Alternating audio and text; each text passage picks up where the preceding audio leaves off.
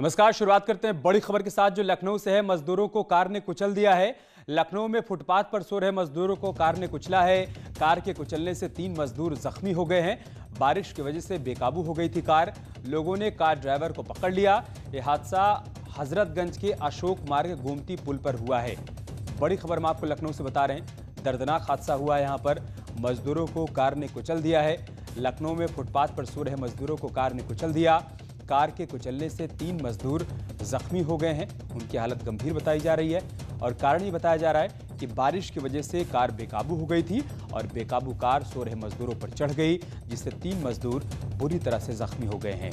हालांकि लोगों ने कार ड्राइवर को पकड़ लिया है और यह हादसा हुआ है हजरतगंज के अशोक मार्ग गोमती पुल पर। बड़ी खबर लखनऊ से। दर्दनाक हादसा हुआ है। सोते वक्त मजदूरों पर कार चढ़ गई है। बेकाबू कार ने फुटपाथ पर सो रहे मजदूरों को कुचल दिया है। बताया जा रहा है कि बहुत बारिश के चलते कार बेकाबू हो गई और ड्राइवर ने नियंत्रण खो दिया। तस्वीरें भी आप देखिए। यही वो कार है जिससे दर्दनाक हादसा हुआ है। फुटपाथ पर सो रहे मजदूरों को इसने कुचल दिया। 3 मजदूर बुरी तरह से जख्मी हो गए हैं। मौके पर लोगों की भीड़ इकट्ठा हो गई और लोगों ने कार ड्राइवर को पकड़ लिया है। संवाददाता ऋषभ मणि हमारे साथ जुड़ चुके हैं। ऋषभ, क्या जानकारी हादसे के बारे में? अमित, देखिए, 3 मजदूरों को चोट आई थी। एक दो को तो मामूली रूप से चोट आई थी, एक थोड़ा गंभीर था जिसको ट्रॉमा सेंटर में भर्ती कराया गया था। देर रात जो बात हुई थी, पुलिस ने उसको भी खतरे से बाहर बताया है और जो इलाकाई लोग मौजूद थे उनका ये कहना है कि बारिश की वजह भी हो सकती थी और तेज रफ्तार थी कार, जो कि गोमती पुल के ऊपर ड्राइवर अपनी कार को कंट्रोल नहीं कर पाया और सड़क के किनारे शेड में कुछ मजदूर सो रहे थे, उनके टक्कर मारते हुए वो कार निकल गई थी, जिसमें ये मजदूर घायल हुए थे और ड्राइवर को हिरासत में पुलिस ने लिया है। बहुत शुक्रिया आपका हमारे साथ जुड़ने के लिए ऋषभ और जानकारी हम तक पहुंचाने के लिए। हादसे के बाद की तस्वीरें आप देखिए। यही वो कार है जो बेकाबू होकर फुटपाथ पर सो रहे मजदूरों पर चढ़ गई। 3 मजदूर घायल हो गए और हमारे संवाददाता ऋषभ ये बता रहे हैं कि एक की हालत गंभीर थी जिसको ट्रॉमा सेंटर रेफर किया गया था, लेकिन फिलहाल उसकी भी हालत अब स्थिर है। एक और बड़ी खबर लखनऊ से आ रही है। हुक्का बार पर छापेमारी हुई है। लखनऊ में हुक्का बार पर पुलिस ने छापा मारा है। फायर बाइट और बाबल्स हुक्का बार पर यह छापेमारी हुई है। 6 से अधिक युवाओं को पुलिस ने पकड़ा है। हुक्का बार को सीज करने की कार्रवाई शुरू हो गई है।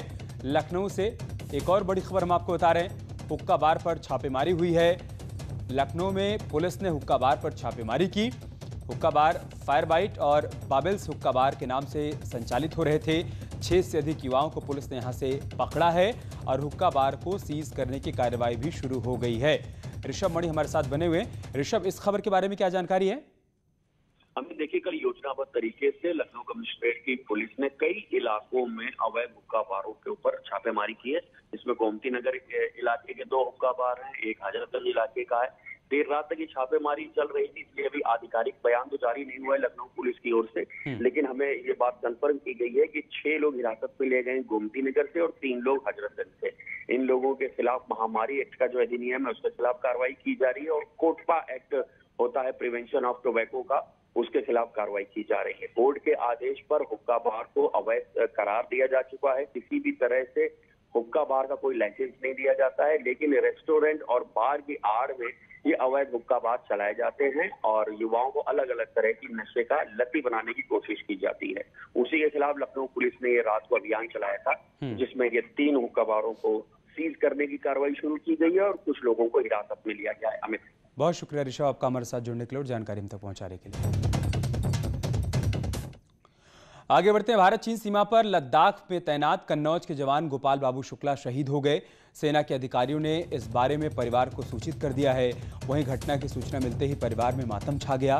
प्रशासनिक अधिकारियों के मुताबिक आज गोपाल बाबू का पार्थिव शरीर कन्नौज स्थित उनके घर पर आ जाएगा। वहीं सीएम योगी ने जवान की शहादत पर दुख व्यक्त किया है और तत्काल ही पीड़ित परिवार को 50 लाख रुपए और एक सदस्य को सरकारी नौकरी देने का ऐलान किया है। साथ ही कन्नौज जिले की एक सड़क का नाम शहीद गोपाल बाबू शुक्ला के नाम पर रखने का ऐलान भी सीएम की तरफ से किया गया है।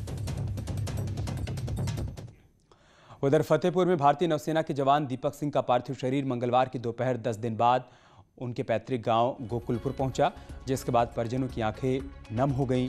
जवान की एक झलक पाने के लिए गांव में लोगों की भारी भीड़ इकट्ठा थी। पार्थिव शरीर के साथ आए नौसेना के अधिकारियों से जब परिजनों ने मौत का कारण पूछा तो संतुष्टजनक जवाब नहीं दे पाए, जिसके बाद परिजनों ने अंतिम संस्कार करने से साफ मना कर दिया। मौके पर पहुंचे प्रशासनिक अधिकारियों के काफी समझाने के बाद परिजन अंतिम संस्कार के लिए तैयार हुए। देर शाम नौसेना के अधिकारियों की मौजूदगी में सैन्य सम्मान के साथ जवान का अंतिम संस्कार किया गया।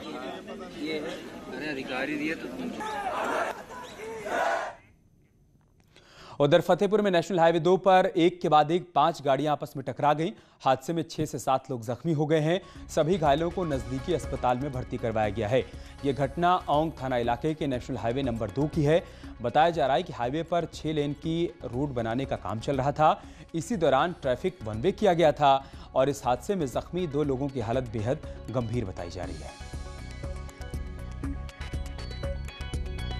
तो 5 गाड़ियों की टक्कर हुई है। 6 से 7 लोग यहां पर जख्मी हुए हैं। घायलों को फौरन ही हॉस्पिटल में एडमिट करवाया गया है। तस्वीरें आप देखिए, एक कार बस के नीचे जा घुसी है। बताया जा रहा है कि यहां पर 6 लेन हाईवे के निर्माण का काम चल रहा है, लिहाजा ट्रैफिक को वन वे किया गया था और इसी दौरान ये दर्दनाक हादसा हुआ। बलरामपुर में एक शख्स ने नाबालिग बच्ची के साथ रेप की घिनौनी वारदात को अंजाम दिया। बताया जा रहा है कि 13 साल की बच्ची को शबनम नाम की एक महिला ने अपने घर बुलाकर उसका अपने रिश्तेदारों से रेप करवाया। घटना का खुलासा तब हुआ जब पीड़ित बच्ची के गर्भवती होने का पता चला। पुलिस ने इस पूरे मामले में तुरंत कार्रवाई करते हुए आरोपी शबनम और रेहान के खिलाफ रासुका के तहत केस दर्ज कर लिया है और दोनों को गिरफ्तार कर बलरामपुर जेल भेज दिया गया है। एक बच्ची के साथ रेप की घटना है, मतलब एक्यूजेशन इसी बात का है। जो मैटर प्राइमरी बेसिस पे चेक कराया गया तो सही पाया गया है, तो उसी को आधार मानते हुए एनएसए की कार्रवाई की गई। और अब खबर हरदोई से, जहां पर कासिमपुर थाना क्षेत्र में एक किशोरी के साथ रेप की घटना का मामला सामने आया है। पुलिस के मुताबिक एक खंडहर में जबरदस्ती ले जाकर उसके साथ रेप की घटना को अंजाम दिया गया। किशोरी से रेप के मामले की जानकारी पर अपर पुलिस अधीक्षक ने घटनास्थल का निरीक्षण किया और साथ ही पुलिस ने आरोपी के खिलाफ मुकदमा दर्ज कर किशोरी का मेडिकल करवाया है और आरोपी की तलाश की जा रही है। थाना कासिमपुर में एक व्यक्ति द्वारा या FIR दर्ज कराई गई है कि उसकी बच्ची शाम को 7:30 बजे शौच के लिए गई थी, जिसके साथ गांव के ही 20 वर्षीय युवक ने बगल में खंडहर था, उसी में ले जाकर उसके साथ रेप किया है। पुलिस ने इस संबंध में मुकदमा पंजीकृत कर लिया गया है और शीघ्र ही अभियुक्त की गिरफ्तारी की जाएगी। उधर गाजियाबाद में शमशेर नाम के एक शख्स ने हिरासत में फांसी लगा ली। आनन फानन में पुलिसकर्मी उसे अस्पताल लेकर गए, जहां डॉक्टरों ने उसे मृत घोषित कर दिया। पुलिस को सूचना मिली थी कि एक शख्स अपनी पत्नी और बच्चों के साथ शराब के नशे में मारपीट कर रहा था, जिसके बाद पुलिसकर्मी उसे अरेस्ट कर थाने ले आए और वहीं उसने आत्महत्या कर ली। पुलिस ने मामले की जांच के आदेश दे दिए हैं और शव को पोस्टमार्टम के लिए भेज दिया गया है।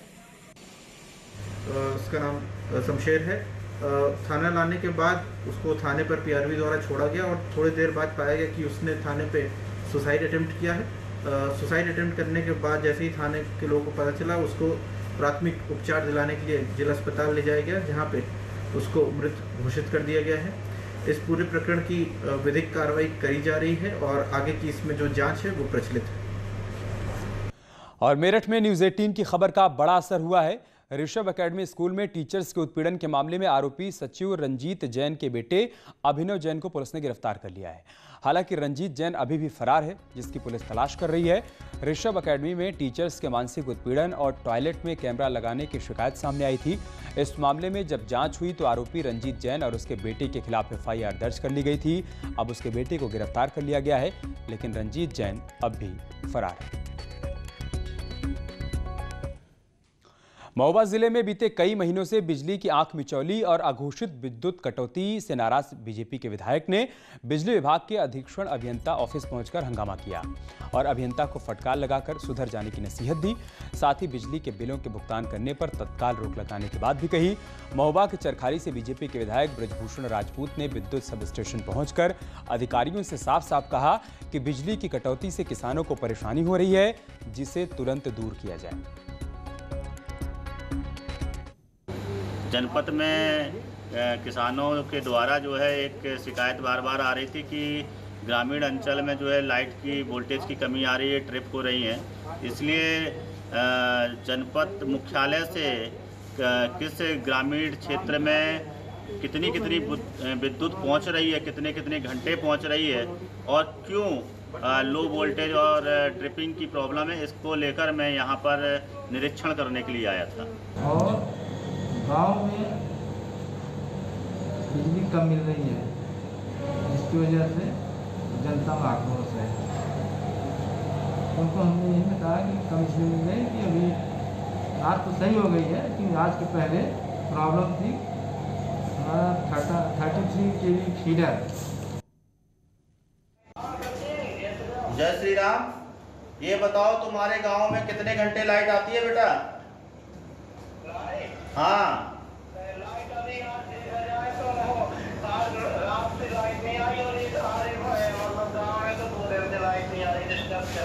अब बताइए, 2 दिन से लाइट नहीं आ रही है और कल से लाइट नहीं आई है और आप दिखा रहे हो 19 घंटे लाइट आ रही है। अरे तो आसपास के गांव में लगाऊं, इस फीडर का सारे गांव में फोन लगा दूं? आप बोलो, सारे फीडर के गांव, सारे इस फीडर में कितने गांव आते हैं आप बताओ, सब मैं फोन लगाता हूँ। इसके अलावा महोबा में एसपी कार्यकर्ताओं का प्रदर्शन भी देखने को मिला। एसपी प्रतिनिधि मंडल को रोकने पर प्रदर्शन किया गया। इंद्रकांत त्रिपाठी के परिवार से मुलाकात करने जा रहा था प्रतिनिधि मंडल। पुलिस ने नेताओं और कार्यकर्ताओं को गिरफ्तार किया है। बताया जा रहा है कि विस्फोट व्यापारी इंद्रकांत त्रिपाठी की यहां पर हत्या के बाद समाजवादी पार्टी का ये प्रतिनिधि मंडल परिवार से मुलाकात करने के लिए जा रहा था, तभी पुलिस ने इनको रोक दिया, जिसके बाद ये बीच सड़क पर ही बैठ गए, हंगामा करने लगे। और जब पुलिस ने इनको आगे जाने से मना किया तो कहासुनी हुई, जिसके बाद पुलिस ने इनमें से कुछ कार्यकर्ताओं को गिरफ्तार भी कर लिया।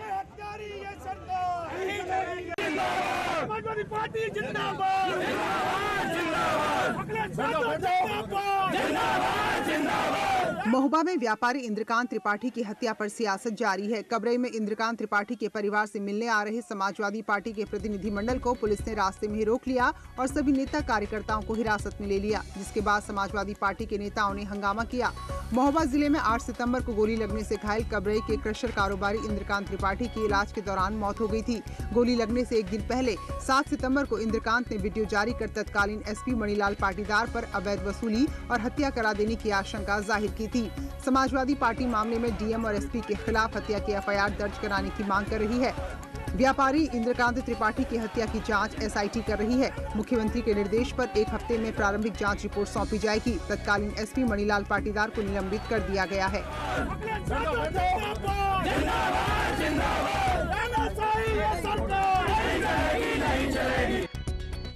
उधर किसान बिल को लेकर विपक्षी पार्टियों के प्रतिनिधिमंडल ने राष्ट्रपति से मुलाकात की है। एसपी सांसद रामगोपाल यादव ने कहा है कि अगर किसानों की मांग पूरी नहीं हुई तो सड़क से लेकर खेत तक हर जगह आंदोलन किया जाएगा। रामगोपाल यादव है हमारे साथ बात करने के लिए। सर, जिस तरह से किसान बिल को लेकर राष्ट्रपति के पास विपक्षी पार्टियां गई हैं, भले ही मांग जो है आप लोगों की, सरकार और आप आमने सामने है, क्या लग रहा है अब आगे का क्या रुख होना चाहिए? आगे पूरे देश में आंदोलन होना चाहिए किसानों का, और राजनीतिक दल सब लीडरशिप उनकी इसको समर्थन दे और खुद उसमें शामिल रहे। क्योंकि अभी जैसे गुलाम नबी आज़ाद जी ने बताया कि उन्होंने कहा कि ये पूरा बिल जो है वो असंवैधानिक है, जिस तरह से राज्यसभा में पास हुआ है। इस तरह की स्थितियों में जब बिल पास हुए तो जब विपक्ष में थे तो अरुण जेटली जैसे कानूनवेत्ता ने कहा कि जो इस तरीके से बिल पास होते हैं वे सब असंवैधानिक और गैर कानूनी होते हैं। सरकार को क्या कहना चाहेंगे, क्योंकि सरकार तो ये कह रही है कि बिल बिल्कुल ठीक है, एमएसपी भी मिलता रहेगा। ऐसा है कि सरकार से, आप तो पत्रकार हैं, उत्तर प्रदेश के किसी किसान से, गाजियाबाद वगैरह में मक्का बहुत होती है, ये सीजन है अभी। पिछली बार 2200 रुपया, जब ये ऑर्डिनेंस नहीं आया था, 2200 रुपये बिक रही थी। अब इन्होंने कल इसकी एमएसपी की है 1840 रुपया, लेकिन बिक रही है 1000 रुपया। अगर ये सही हैं तो किसानों को एमएसपी दिलवाएं, अभी नहीं दिलाएं। मैं खुद किसान हूँ, मैंने रखी हुई सब मक्का। महेंद्र सिंह तोमर मिलेंगे तो कहेंगे भाई हमारी मक्का बिकवा दो, भिंड में ही बिकवा दो। कैमरा पर्सन सोनू के साथ रंजीता झा, न्यूज़ 18 नेटवर्क। प्रदेश की बदहाल सड़कों को सुधारना सीएम योगी की प्राथमिकताओं में से एक है, लेकिन अपने शहर की सड़क की हालत देखकर सीएम का पारा चढ़ गया। कौन सी है वो सड़क और क्यों आया सीएम को गुस्सा, आइए आपको दिखाते हैं। सीएम योगी आदित्यनाथ ने सत्ता में आते ही प्रदेश की सड़कों की दुर्दशा को सुधारने की पहल शुरू की थी। उन्होंने अधिकारियों को साफ निर्देश दिया कि सड़कों में गड्ढे नहीं दिखाई देने चाहिए। शुरू में उनके आदेश का असर हुआ, लेकिन धीरे धीरे अधिकारियों ने लापरवाही शुरू कर दी, जिससे सीएम योगी का पारा चढ़ गया। गोरखपुर में समीक्षा बैठक के दौरान सीएम ने गोरखपुर से पड़हलगंज हाईवे की दशा जल्द सुधारने के निर्देश दिए। गोरखपुर वाराणसी नेशनल हाईवे को लेकर मुख्यमंत्री योगी आदित्यनाथ लगातार नाराजगी जताया करते हैं। कल जब मुख्यमंत्री योगी आदित्यनाथ विकास कार्यों की समीक्षा बैठक कर रहे थे तो उनका पूरा फोकस इसी नेशनल हाईवे को लेकर था। अब वो तस्वीरें मैं आपको दिखा रहा हूँ कि किस तरीके से ये नेशनल हाईवे इस समय हो गया है। अगर बारिश हो जाए तो पूरा का पूरा गोरखपुर से लेकर वाराणसी के बीच तक ये हाईवे एकदम कीचड़ वाली रोड में तब्दील हो जाता है। 50 किलोमीटर की दूरी लोगों को तय करने में 2 से ढाई घंटे का वक्त लग रहा है और शायद इसीलिए मुख्यमंत्री बार बार ये कह रहे हैं कि इस सड़क का जो मॉनिटरिंग है उसको बेहतर तरीके से किया जाए, 2 गुने मजदूर 3 गुने मजदूर लगा के काम कराया जाए। सड़कों की खराब दशा देखकर सीएम ने अधिकारियों को चेतावनी देते हुए यहां तक कह दिया कि अगर काम नहीं होता है तो दोषियों के खिलाफ एफआईआर दर्ज कराई जाए। इसके बाद प्रशासन में भी हड़कंप मच गया। लेकिन जो इस रोड से आने जाने वाले लोग हैं वो बेहद परेशान हैं और शायद इन्हीं के परेशानियों को देखते हुए मुख्यमंत्री योगी आदित्यनाथ ने कल डीएम गोरखपुर को ये साफ निर्देशित किया है कि अगर इसमें तेजी नहीं आता है, काम कराने वाली कंपनी मजदूरों की संख्या डबल ट्रिपल करके काम को तेजी नहीं लाती है तो उसके ऊपर एफआईआर तक दर्ज की जाए और गिरफ्तारी तक की जाए। यानी कि अब मुख्यमंत्री योगी आदित्यनाथ बेहद सख्त हो गए हैं इस सड़क को लेकर। अखिलेश पांडे के साथ रामगोपाल द्विवेदी, न्यूज। और अब बात करते हैं एक और बड़ी खबर की। मुख्यमंत्री ने भारत बायोटेक द्वारा तैयार कोविड वैक्सीन के तीसरे चरण का ट्रायल लखनऊ और गोरखपुर में करने की अनुमति दे दी है। इस संबंध में मुख्यमंत्री की अनुमति के बाद अपर मुख्य सचिव चिकित्सा एवं स्वास्थ्य अमित मोहन प्रसाद ने बुधवार की देर शाम आदेश जारी कर दिया। इसमें राजधानी लखनऊ में एसजीपीजीआई को और गोरखपुर में बीआरडी मेडिकल कॉलेज को नोडल बनाया गया है।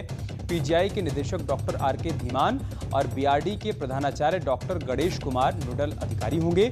इस बारे में अपर मुख्य सचिव अमित मोहन प्रसाद ने भारत बायोटेक इंटरनेशनल लिमिटेड के पूर्णकालिक निदेशक डॉक्टर वी कृष्ण मोहन को अनुमति पत्र भेज दिया है। और चलिए इसके साथ इस बुलेटिन में इतना ही। खबरें जारी हैं, आप बने रहिए हमारे साथ। नमस्कार।